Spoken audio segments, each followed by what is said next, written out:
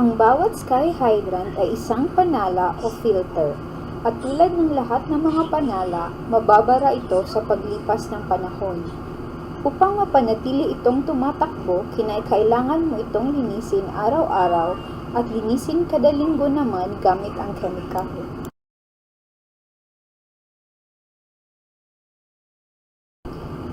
Ang unang hakbang sa araw-araw na paglilinis ay isara ang outlet valve.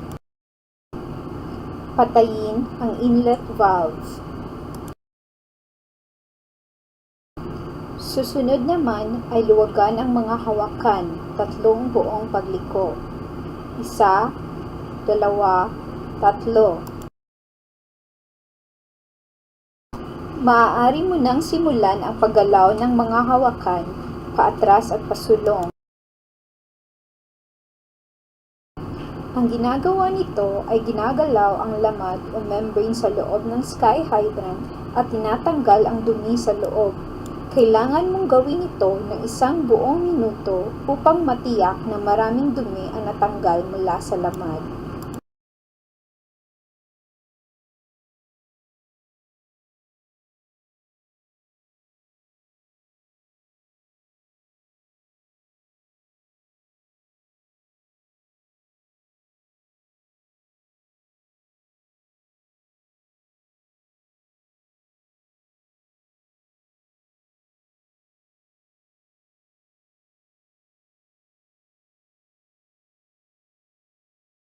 Kapag nagawa mo na ito, ay maaari ka nang magsimulang magpatuyo ng sky hydrant.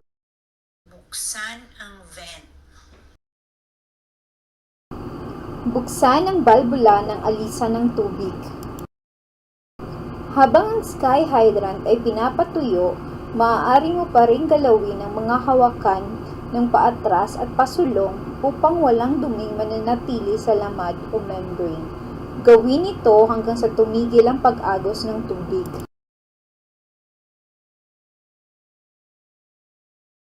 Isara ang balbula ng alisan ng tubig.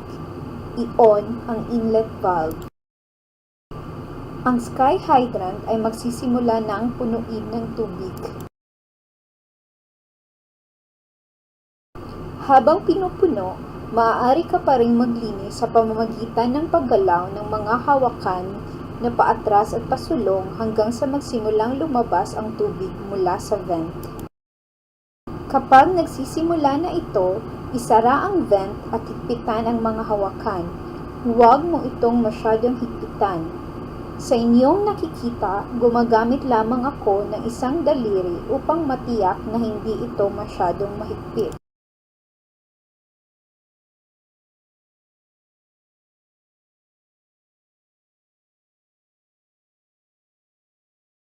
Kapag nagawa mo na ito, maaari mo nang buksan ang outlet valve at ang sky hydrant ay tumatakbo na sa ngayon.